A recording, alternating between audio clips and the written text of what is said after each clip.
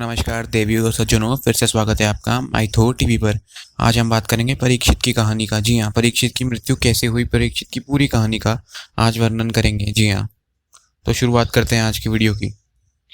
तो परीक्षित एक राजा थे जो एक बार एक वन में गए थे। जी हाँ, एक शिकार करने वन में गए थे और उन्होंने एक डियर का शिकार किया था। जी हाँ, एक हिरन का शिकार किया था और वो हिरन जो है वो मारा गया था, लेकिन वो परीक्षित को मिल नहीं रहा था। जी हाँ, तो वो घने घने जंगल में अकेले चले गए। धनुष उनके हाथ में था उनका। जी हाँ, और वो अकेले घने घने जंगल में जा रहे थे और बेचारे प्यासे हो गए थे। वो 60 साल के थे तभी, तो बहुत ही बूढ़े हो गए थे और उनको बार बार जो है बार बार प्यास लग रही थी। जी हाँ, तो तभी उन्हें एक नीचे एक गुरु शमिक नाम का एक गुरु मिला। जी हाँ, शमिक। जी हाँ, महर्षि शमिक नाम का एक गुरु मिला और वहाँ पे वो जो थे वो ऑब्लिगेशंस कर रहे थे। जी हाँ, तपस्याएं कर रहे थे। तो परीक्षित ने उन्हें जोर जोर से पूछा कि एक हिरण को देखा आपने जो मारा गया है, जिसके ऊपर तीर लगा है? लेकिन उन्होंने कोई जवाब नहीं दिया। शमिका ऋषि वहीं पे खड़े थे और उन्होंने कोई जवाब नहीं दिया। जी हाँ, लेकिन और फिर गुस्से में आकर अपने प्यास के कारण, जी हाँ, उन्होंने जो है एक मरा हुआ सांप जो था नीचे देखा और उसे अपने धनुष से उठाकर उन्होंने एक उनके शोल्डर पे लगा दिया। जी हाँ, शमिक ऋषि के कंधों पर उसे टंगा दिया। जी हाँ, और वहां से चले गए गुस्से में। जी हाँ, तो वहां पे कृषा नाम का एक युवक था जो कि शमिक ऋषि के पुत्र श्रृंगी का बेटा था, श्रृंगी का दोस्त था। जी हाँ, श्रृंगी जो थे वो शमिक के पुत्र थे। जी हाँ, ऋषि शमिक के पुत्र थे श्रृंगी, और श्रृंगी के दोस्त थे कृषा ने सारा वर्णन श्रृंगी को किया। जी हाँ, और श्रृंगी को बहुत क्रोध आया। श्रृंगी ने क्रोध में जाकर एक जल लिया और उसके बाद श्राप दे दिया। जी हाँ, श्राप दे दिया। ये श्राप दिया कि जो 7 रातों के बाद नक्षक नाम का एक सर्प है, उसका जहर जो है वो परीक्षित को खा जाएगा और वो उसकी वहीं मृत्यु हो जाएगी और वहीं भस्म हो जाएंगे वो। जी हाँ, तक्षक नाग के जहर से 7 दिनों बाद। जी हाँ, और ये बोल के वो अपने पिता के पास चला गया। पिता ने उसे समझाया कि ऐसा श्राप उसे नहीं देना चाहिए था। उन्होंने गुस्से में आके ये सब किया है, उनकी कोई भूल नहीं है और तुम्हें अपने गुस्से पे काबू रखना चाहिए। और उसे एक दंड दिया कि तुम जाके वन में जाके तपस्याएं करो और अपने जो क्रोध है उस पर काबू रखना सीखो। जी हाँ, तो श्रृंगी वहाँ चला गया और उन्होंने अपने एक सेवक, गोरमुख नाम का एक सेवक था। जी हाँ, जो उनके पास ही पढ़ता था। गोरमुख नाम का एक युवक था उनके पास, स्टूडेंट। जी हाँ, उसे परीक्षित के पास भेजा और फिर गोरमुख गया परीक्षित के पास और उसने परीक्षित को पूरी कहानी बताई श्राप की। जी हाँ, परीक्षित थोड़ा डर गया। जी हाँ, परीक्षित बहुत ज़्यादा डर ही गया वैसे। उसने क्या किया, उसने अपने राज्य के वैद्य, सारे सिपाही, सारे जो भी गार्ड थे सबको बुलाया, अपने पहरेदारी करवाई अपने कमरे की, और सारे जो वैद्य थे उन्हें अपने पास बुलवा दिया, जो औषधि लाने में उत्तीर्ण थे। जी हाँ, बहुत ही सक्षम थे।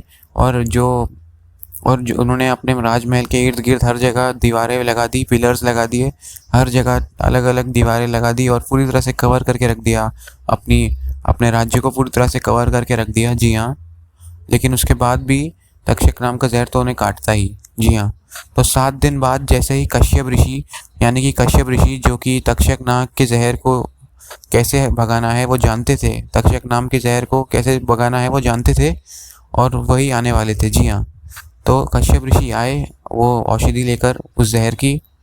तो वैसे ही तक्षक उन्हें बीच में रास्ते में मिले। जी हाँ, तक्षक बीच रास्ते में मिले और उन्होंने कश्यप ऋषि से एक ब्राह्मण के रूप में कहा कि आप कौन हैं? तो कश्यप ऋषि ने कहा कि मैं कश्यप ऋषि और मैं जा रहा हूँ हस्तिनापुर नागशरण्य।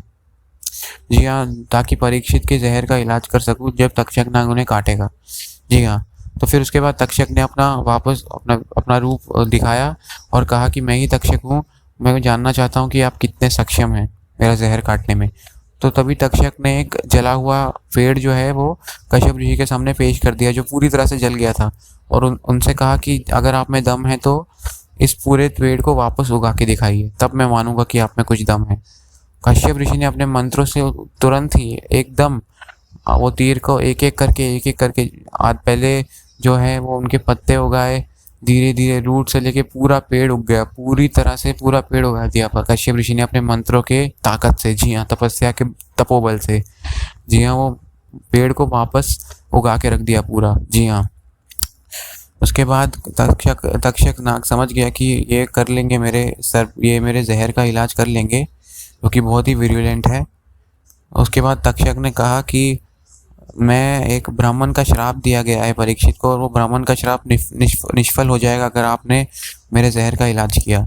आप मुझे बताइए आपको क्या चाहिए, और लेकिन आप हस्तिनापुर मत जाइए, हस्तिनापुर मत जाइए। जी हाँ। कश्यप ऋषि ने ये कहा कि मैं तो वहाँ पे धन इकट्ठा करने जा रहा हूँ, अगर तुम मुझे धन दोगे तो मैं चला नहीं जाऊँगा हस्तिनापुर। तक्षक ने कहा कि मैं तुम्हें बहुत सारा धन दूंगा, और लेकिन आप हस्तिनापुर ना जाइए, मुझे बख्श दीजिए। जी हाँ। तो कश्यप ऋषि को ढेर सारा धन देने के बाद कश्यप ऋषि वहाँ से चले गए, और तक्षक जो है वो हस्तिनापुर आ गए। जी हाँ, हस्तिनापुर आ गए। हस्तिनापुर आने के बाद वो एक ब्राह्मण के रूप में गए गार्ड के पास, और उसे कहा कि मैं एक ब्राह्मण हूँ और मैं आपके लिए ये भेंट लेके आया हूँ, इसे स्वीकार कीजिए। इसमें कुछ बहुत सारे फ्रूट्स, बहुत सारे फल वल है जो महाराज को काम आएंगे। जी हाँ। तो वो फल ले लिए और ब्राह्मण को वहाँ से घर भेज दिया। जी हाँ।